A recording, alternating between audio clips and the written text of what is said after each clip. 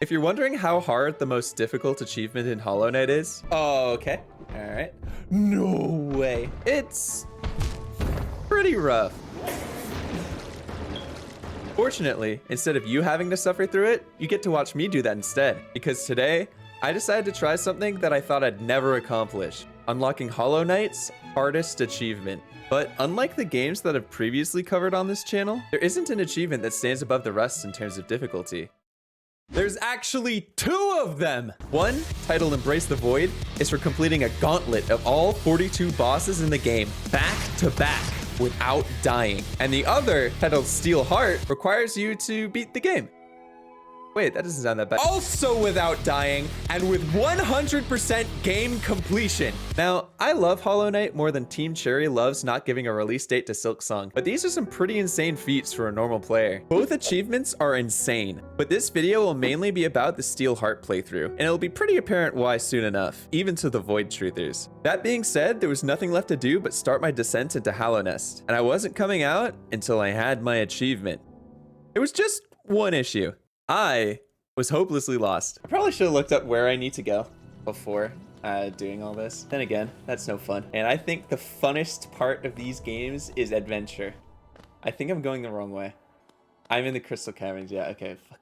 It seemed as though I was the Roanoa Zoro of Hollow Knight. Pretty good sword skills, not a lot of sense of direction. I'm here, I could have just gone left then. Oh, brother. So it was very fortunate that after a couple wrong turns, I met up with Cornifer, who sold me a map of the area for a pretty reasonable price. And now I knew exactly where to go. That means I go down and more down and more down. Okay. Ah! Just kidding. The map isn't actually filled out, so I got lost again. But eventually, I did make it to the first mini boss. Now, I'm gonna use the introduction of this boss as a nice little segue into a new reoccurring section of the video called Bug Facts. As we know, Hollow Knight's world is filled with characters based on real-life bugs that are drawn in a very adorable way.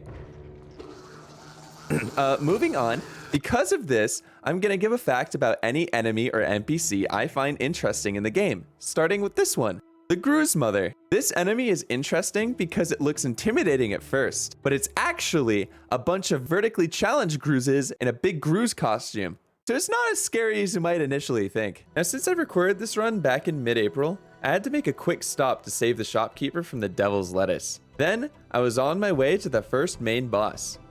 If I could find my way, of course. Was this where I was before? Where am I going? Eventually, I did find the boss room and began doing battle with the False Knight. Bug fact, this boss is called the False Knight as it's really just Casper the Friendly Ghost possessing a suit of armor. If you're unaware of who that is, however, it's because no one ever saw him again after I got done with him. And there we go. Soon after this, I got my first ability and proceeded to get lost again. Where am I? Where am I on the map? That's a fantastic question. So, in order to stop looking like an idiot, I finally made the wise decision to return to the surface and purchase some navigational items, but then proceeded to forget to equip them. I need to put on the thing I forgot.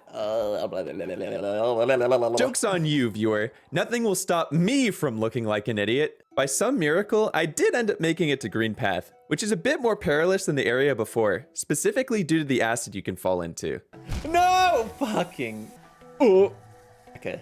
I understand that there is acid down there. See, we learn from our mistakes on this stream, and I feel like that's a very important aspect, that I will never make the same mistake 10 times. No! Oh, okay. Well, hold on. I'll try one more. I feel like I can...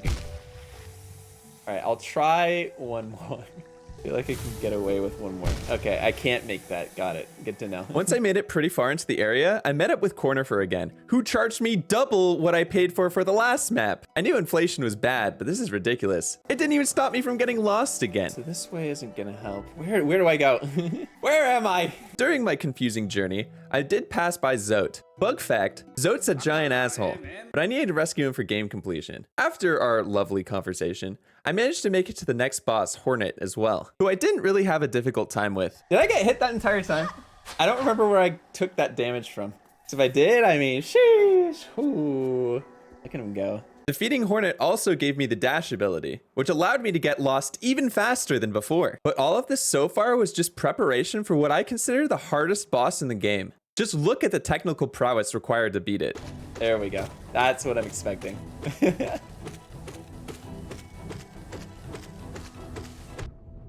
Oh, see ya. After somehow conquering that demon on my first try, my directional skills suddenly came back and I was able to make it to the fungal wastes, where everything is gassier than me after a trip to Taco Bell. Oh, I guess there's another big guy anyway. Oh my gosh, everything explodes in this. There's a lot of gas. Now, there were a couple major things I needed to do in here before fighting the main boss. First, I needed to grab the mat from Cornifer, even though he raised the prices again, that snake. Then, I needed to attend a mushroom metal concert in order to get a charm notch. This would allow me to equip more special perks, also known as charms, at benches. And finally, I had to get the most important charm of the entire run. This charm specifically gives you a big damage boost and breaks upon death. But since you're not supposed to die for the achievement anyway, it's definitely the most valuable item you can get in the playthrough. It'll break if the bearer is killed. Good thing I'm supposed to not die this playthrough. Now we're getting into the actual game. With these errands out of the way, I felt confident enough to face what is considered to be the first challenging boss in the game, the Mantis Lords. Bug fact, the Mantis Lords are actually based off of praying mantises. And the reason why these mantises pray is because they're praying I don't find another reason to come back down there after the ass whipping I gave them. Oh. Apes together strong. Once you make it to the City of Tears, this is when the game starts to open up a little bit, which means it was time to put my 100% completion strategy into effect. My plan was to focus only on paths and bosses that would lead to new abilities, health boosts, and strength upgrades. Then I would work on any remaining charms and optional bosses after my character was incredibly roided out. So following that line of thought, I got my nail upgraded, then headed over to the Soul Sanctum to fight the Soul Master. This turned out to be pretty easy too, thanks to the amount of strength I'd acquired already. Let's go! Alright, we did something. Unfortunately though, all the strength in the world could not help my platforming skills. Oh! Okay, I'm alright, everything's fine. You know, as someone who has not a lot of life to spare, I should probably be a bit more careful. Oh, hold on a second. Where is the bench? But at this point, other than that, nothing had really given me any trouble thus far. I capped off day 1 by defeating the Crystal Guardian. Bug fact, by the way, this dude has to be made of talc because this was the softest boss I'd fought so far. And then I got the Dream Nail upgrade. I'm not gonna lie, my confidence was brimming during the start of day 2. And I was wondering if this was really gonna be all that hard. Little did I know at the time that this hubris would be my downfall. I began day 2 following my initial plan to a T. I was purchasing upgrades from merchants, having my money stolen from rapid inflation, and fighting only the mandatory bosses that would give me upgrades afterwards. But then, I made my way to the Royal Waterways, and everything changed. The path I was taking led me to an optional mini-boss that I didn't need to take on until I was far more upgraded. But since I had yet to struggle with anything the game threw at me, I thought it would be more efficient to take on the boss now instead of having to come back later. This turned out to have the opposite effect. Oh my, wait, I fucked up! No! Oh no, wait, I'm such an idiot! No. Oh, why did I do that? Why did I do that then? That doesn't make any sense. Why? Oh, this is actually so much worse than the Colosseum. I need to go for upgrades, man. I need to go for upgrades first. What am I doing? Get all this stuff. Don't fight side bosses. What are you doing? This death was a very sobering experience. Unfortunately, it came at the cost of 5 hours down the pooper. So I had to create a new game and make my way all the way back to where I was before, but tilted. Optimal route. Don't do it unless it's actually necessary. Okay. Let's do some critical thinking, shall we? All right. My first thought, don't do that. I'm not gonna go over everything that I did on my way back, but I will mention the things that changed. For one, I found out that Zote doesn't actually need to be rescued for 100%, so I let him take on the big fly by himself like he said he wanted to earlier. Next, I almost choked horribly to not only the Mantis Lords. Oh my fucking god. What is wrong with me? Stop! Stop throwing! But the small mantises as well. Their prayers were definitely working overtime this run. Oh my god. Clearly not.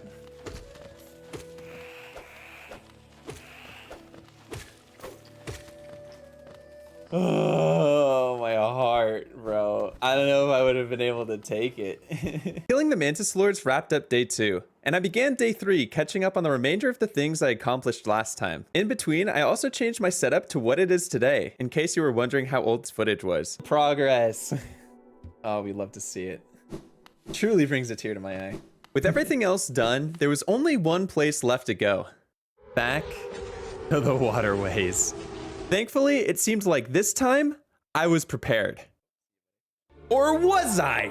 Because I was doing everything according to plan this time, I got complacent. There's no way I could lose to an easy boss like the Dung Defender, I said. I could beat him in my sleep. But Hollow Knight has this funny tendency to give you a wake-up call when you least expect it. And boy, when I say I wasn't expecting it, I will never be able to emphasize it enough.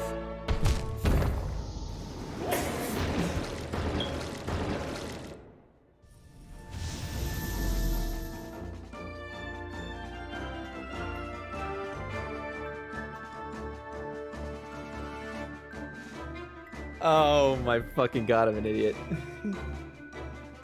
I autopiloted, I brainlited,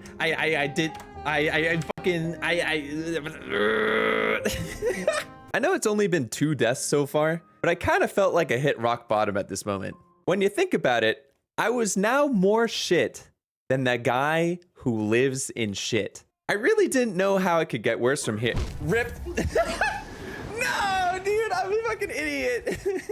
Oh, yeah. I could die to a couple random enemies back in Green Path. That actually would be worse now that I think about it. Oh, that's actually by far the worst I've ever done. I've died on those 2 Moss Knights more times than I can count. I've died, I think, 1 more time than I would like to them. I need a mental reset. So, like before, it was time to grind back to where I died, lamenting all my deaths along the way. Can you believe that I was so confident that I was gonna get it first try? Like, I was dead ass so prepared to just kind of like laugh in everyone's face because I'm a giant dickhead and just be like, oh, you Steel Soul, yeah, it wasn't that bad. I got it first try. And here I am, 3 deaths later. Once again, I got back to where I was before, but with a few alterations. I upgraded my sword a second time so that my damage output was even better than before. I also got a stronger ability for my rematch with Poop Boy. And finally, I fought a different optional mini-boss because apparently I didn't learn my lesson the first time. Actually, that's not 100% true. I did stumble upon a couple of these mini-bosses accidentally. Oh my gosh. Why do I keep doing this? Why do I keep going to mini bosses? But that was because I was taking every optional path possible that didn't lead me back to the sewers. So at this point of the game, I fought a bunch of bosses on the easier side of things. Here's a few bug facts about each of them for you to enjoy.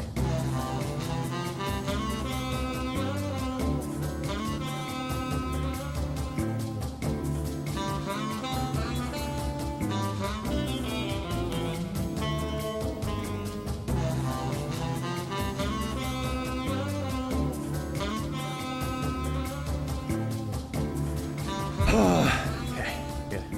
Everything's fine. Nothing to worry about, all right? Nothing. So with all that boss practice under my belt, I finally felt a bit more confident in my abilities. Oh my gosh, actual wizard. Frame perfect hits right there. Except they weren't frame perfect, but we'll pretend they are so that it seems more impressive. And not only were my combat mechanics getting better, but my combat upgrades as well. It was actually now the platforming sections that I was almost dying on, which still wasn't good, but it was an improvement. But what might have been an even more important development was the discovery of Steel Soul Jin. It turns out she pays the big bucks for any rancid eggs scattered throughout the game. Wow, what? She gives you 400? Which then allowed me to purchase basically anything I wanted from the merchants. I was now rich, strong, and not dead. Unlike Zote. I guess he kind of needed my help after all. So I thought it was finally time to have my rematch with the big guy who crushed my soul long ago. All right, fuck it. We're going to the sewers. Okay, Let's pray G a little bit, chat, okay? Please allow me to beat this game without dying again. The last 3 times were enough. I have repented all my sins. And I just really want to beat this boss and beat this playthrough so that I can edit it and post it to YouTube and get like 4 views. Well, I've done all I can do, chat. And so, with my fate left in the hands of the bug gods, I began my biggest battle thus far. Oh my god, how am I not dead?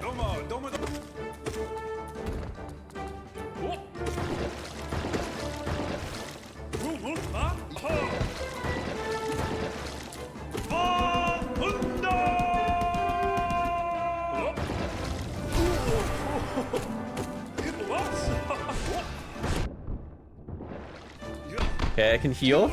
I didn't do that last time.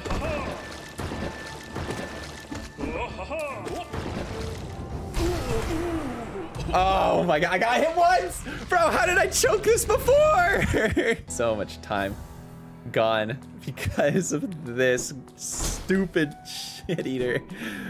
Oh, dude. With my greatest rival finally slain, I was able to get the last ability I needed to reach my remaining objectives. It was then that I decided to turn my attention to slaying 2 of the 3 Watchers, whose deaths opened the path to the final boss. The first one was located up in a large tower, like Rapunzel, but since bugs don't have hair, I was forced to take the elevator up instead, which was far more convenient than climbing golden locks, to be honest. Right before the top though, you have to fight the Watcher Knights. But luckily, I have a bug fact for you. One of these knights is allergic to a giant chandelier falling on top of them, so if you do that, it makes the fight much more manageable. Oh my, okay, there we go. That's what I'm fucking talking about, dude. After my princess was freed from her tower, I moved on to the next Watcher in Deep Nest. This area is fun because it reawakened my innate ability to get lost all the time. Bro, where am I going? I'm back down to where I was before. Oh my. That was really the only difficult part of getting to this Watcher though, since there's not actually a boss guarding it this time, only some Jonestown cosplayers. Suck. I'll suck you dry. That's another one down, chat. Let's go. Other than the last remaining Watcher, there was nothing left that was mandatory to beat the game. So my focus now was to do things that would get my completion percentage up. Something I haven't mentioned yet though, is that you don't actually have to do all of it. The achievement requires you to get a 100% completion percentage. There's actually 112% available, thanks to the Xbox version of the game coming with all the DLC. This allowed me to skip a few of the things that might have given me more trouble than they're worth, like the final Colosseum, the God Home Pantheons, and a couple charms I couldn't be bothered grabbing. Bug fact, by the way, this is Leonard, and he thinks you look very cute today. With this in mind, I decided to split the rest of what I wanted to do into chunks. First, I focused on buffing my character, so I upgraded my sword fully, maxed out my soul, rescued all the grubs, and grabbed as many good charms as I could. I have more notches now though, yeah? Ooh, hold on. I can equip long nail too? Oh, this is just the best day of my life.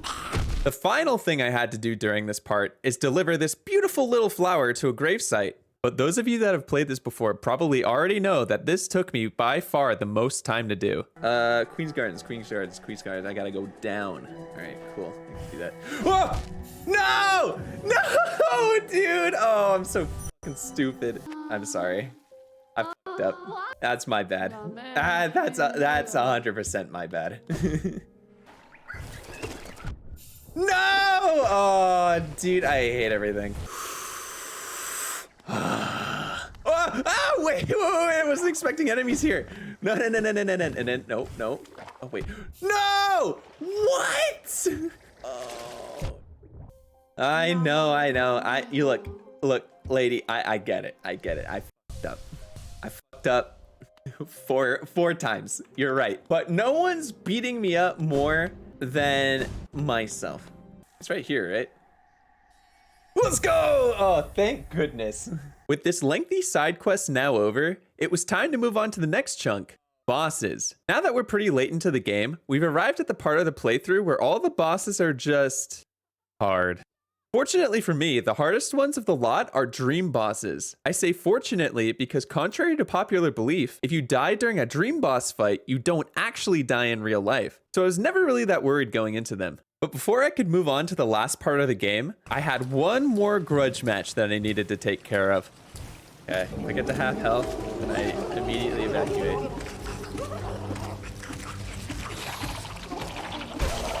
All right.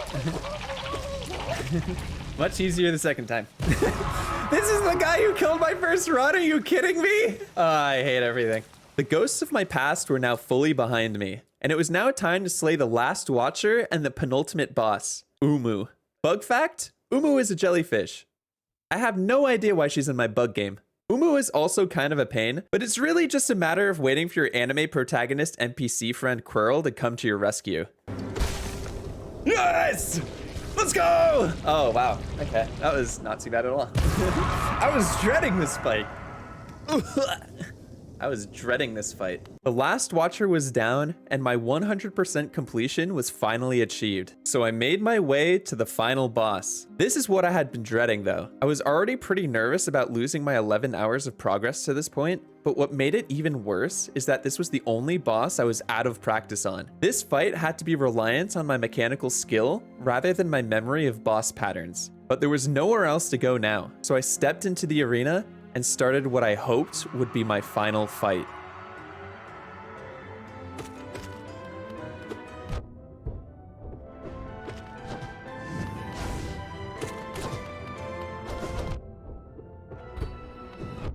Okay.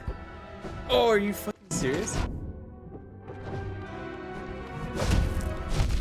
Oh my god, wait. Wait.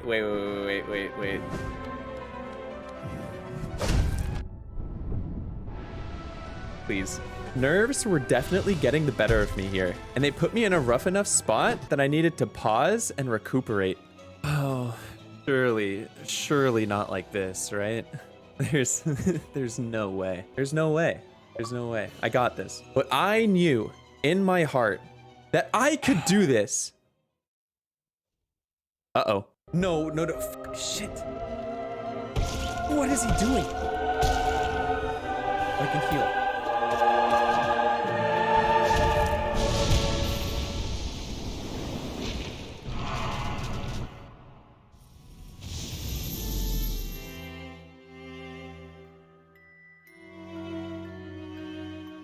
Just kidding. Could you imagine?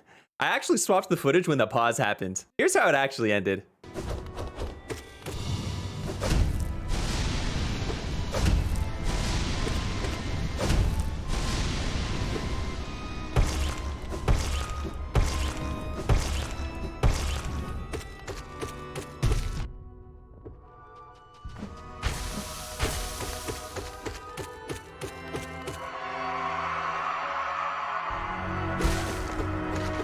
Did I win?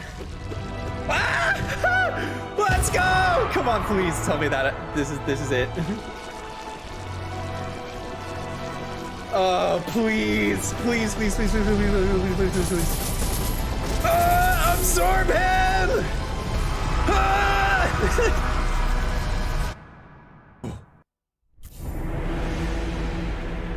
Oh my god, I fucking did it. Oh, that got so dicey by the end. Holy, I was throwing. There's nothing left to say. I was throwing. I thought I was down to 3, right? Oh my goodness, that was almost the choke of the actual millennia. Oh my fucking god, I did it. After all this, we did it. Fucking Hollow Knight, pussy boss. So, one potential choke of the millennia later, I was finally the proud recipient of the Steel Heart achievement, and it only took me 4 tries. But by doing it in so few attempts, it begs us to revisit the hardest achievement argument from the beginning of the video. Some of you might be saying, Snam, you did this in 4 tries. The Pantheon 5 achievement must be the hardest in the game. So let me put it this way. Although the Steel Heart achievement took me 4 attempts, Embrace the Void took me 2. I am not kidding. I died once to Champion Zote, must have been holding a grudge or something. And on my second run, I managed to somehow take down Radiance. I even managed to Radiant all the bosses, which basically means to kill each of them individually without taking a single hit. That wasn't even for an achievement either. That was just a flex. I streamed both of these things too, so I have witnesses. So at the end of the day, I personally found Steel Heart to be the harder of the two. And that's why I wanted to make the hardest Hollow Knight achievement video about this one. Also, side note, apparently Steel Heart is completely absent from the PlayStation trophy list. What the heck is up with that? Why do I have to do it? And if you want to try this yourself, I'd say go for it. It's tense, it's fair, and Hollow Knight in general is the top 5 game of all time for me. So if you do end up attempting it, let me know how it goes in the comments. I can assure you the end result is well worth it. And side note, I didn't do it, but you can actually quit out when you're about to die and respawn back at a safe place. I'm only saying that because it would be just awful for you to accidentally ruin the sanctity of your run like that. Sorry, dry eyes. And finally, if you haven't quite gotten your fill of hard achievements yet, check out this video right here. I'm sure it'll have exactly what you're looking for. See ya!